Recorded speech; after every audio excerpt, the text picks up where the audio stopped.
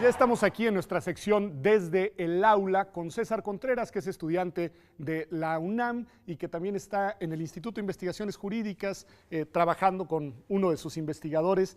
Y lo primero que te quisiera preguntar, César, es ayúdanos a entender, ¿de qué hablamos cuando hablamos de litigio estratégico? Bueno, el litigio estratégico es una forma relativamente nueva de estilo de defensa legal en el cual se busca impactar en el sistema jurídico a través de un caso en concreto. O sea, eliges un caso que pueda ser un caso relevante, llevas ese caso ante los tribunales con la finalidad, dices, de impactar en el sistema jurídico. ¿Qué quiere decir impactar en el sistema jurídico? Bueno, puede implicar distintas cosas. Puede implicar, en primer lugar, por ejemplo, buscar criterios más amplios de interpretación de derechos.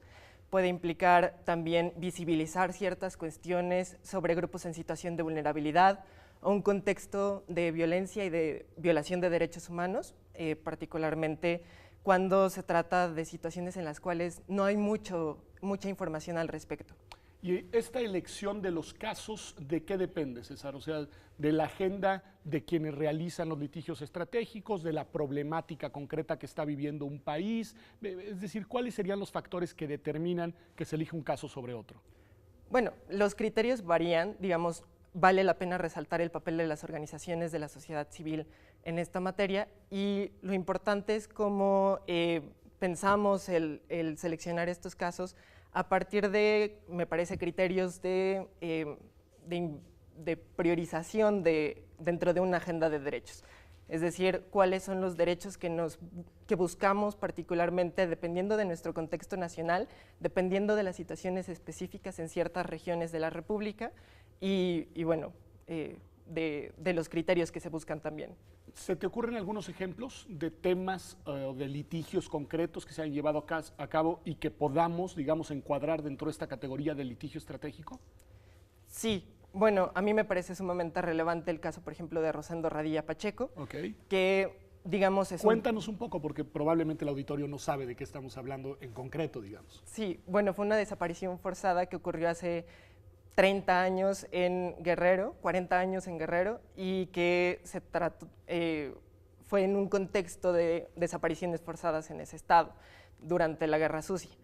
Lo interesante es que ese caso sigue siendo vigente hoy en día porque precisamente seguimos en presencia de falta de debida diligencia en investigación de derechos humanos, de violaciones de derechos humanos, estamos ante la impunidad de esos casos y ante que siguen muchísimos desaparecidos. Y ese caso fue un caso, entonces, tú dirías, de litigio estratégico. Lo llevó a una organización de la sociedad civil y es un caso que terminó incluso el sistema interamericano de los derechos humanos, ¿no? Así es. Ahora, y nos dices, y sin embargo, las cosas siguen más o menos iguales. Bueno, lo que te preguntaría es, entonces, ¿qué finalidad o qué utilidad tienen los casos? Y en este caso concreto, el caso de Rosendo Radilla. Bueno, aunque hay un contexto sistémico que prevalece, sí es cierto que estos casos pueden lograr impactar. Por ejemplo, el caso de Radilla Pacheco impactó, por ejemplo, en temas de jurisdicción militar, que llegó a darse a conocer en la sociedad precisamente gracias a ese caso, y también en temas de control de convencionalidad, que fueron muy relevantes para nuestro país y actualmente en el contexto de la reforma de derechos humanos. O sea, tú dirías que el caso, a pesar de que hay lastres y problemas que no se han superado, sí tuvo este impacto que modificó las prácticas de algunos actores que operan en el derecho en México. Hay unos actores muy importantes, si entiendo bien, cuando se habla de litigio estratégico, que son los jueces. ¿Qué papel juegan los jueces en, digamos, el rompecabezas de un litigio estratégico? Bueno, los jueces tienen esta oportunidad de llevar un proceso y de decidir, de tomar las decisiones al final. La labor de los jueces implica sí aplicar la ley, pero también una labor de interpretación de la ley. Y es en ese campo en donde pueden jugar un gran papel. Particularmente la Suprema Corte de Justicia de la Nación actualmente creo que tendría ese papel fundamental en interpretación de los derechos a partir de que hace las veces de un tribunal constitucional en nuestro país y determina el contenido de los derechos y define cómo aplicar la normativa en un caso en concreto. Tú eres estudiante de Derecho de la universidad y tendrías la opción de dedicarte a muchas cosas distintas, entre otras, digamos, al litigio en el ámbito, por ejemplo, del derecho privado, al litigio corporativo, al litigio fiscal, al litigio... ¿Por qué elegir litigar en materia de derechos humanos?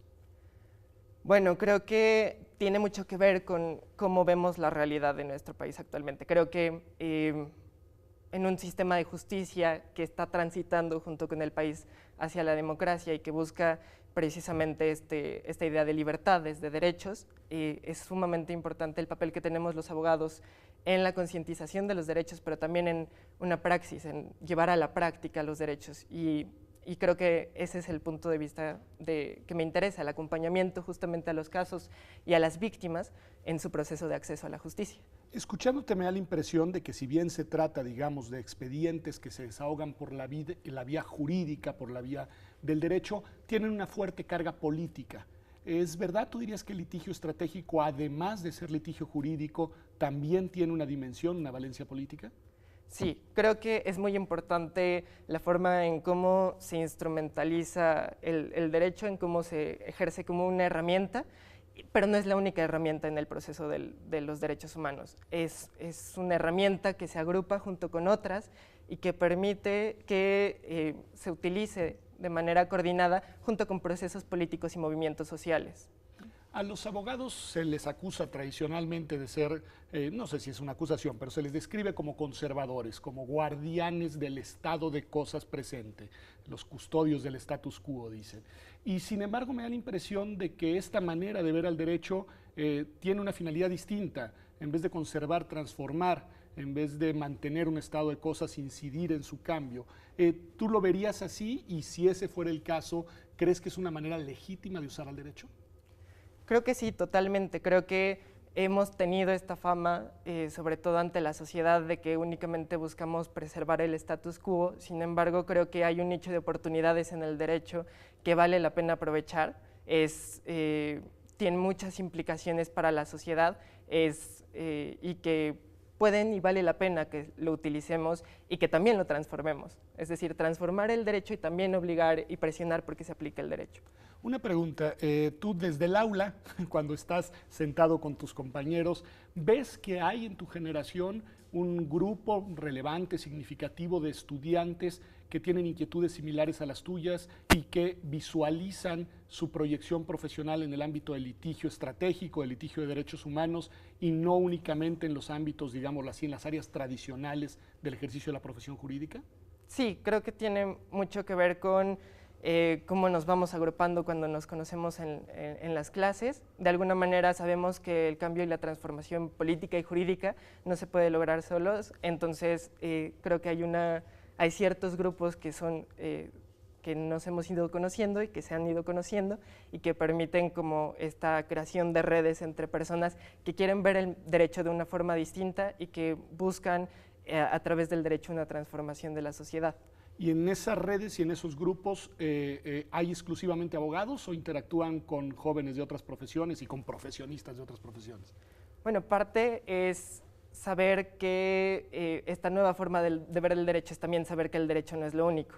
Entonces, se busca también una visión interdisciplinaria que agrupe otras áreas del conocimiento para poder integrarlas y entender un caso, por ejemplo, desde una perspectiva sociológica o el acompañamiento integral de las víctimas con la psicología. Es decir, hay distintas materias que pueden ser sumamente relevantes en esto. Y hay muchas organizaciones de la sociedad civil en México dedicadas a esto. Podríamos decir que es un número significativo el número de agrupaciones que ofrecen la posibilidad de tener un desarrollo profesional en este ámbito. Creo que si bien son muchas y si bien han tenido un gran trabajo en los últimos años y particularmente a partir del litigio estratégico priorizan estos casos, obviamente no son suficientes para toda la variedad de casos de violaciones de derechos humanos que hay en México. Sin embargo, creo que sí hay una posibilidad de poder entrar y de poder sumarse a estos esfuerzos. Pues muchas gracias, César, por haber estado aquí en tu espacio, Desde el Aula, en Observatorio. Y gracias a usted por estar acá con nosotros. Vamos a un corte y ya volvemos. Vamos a seguir hablando de este tema, del tema del litigio estratégico. Están con nosotros Itzel Silva y Javier Angulo. Ya volvemos.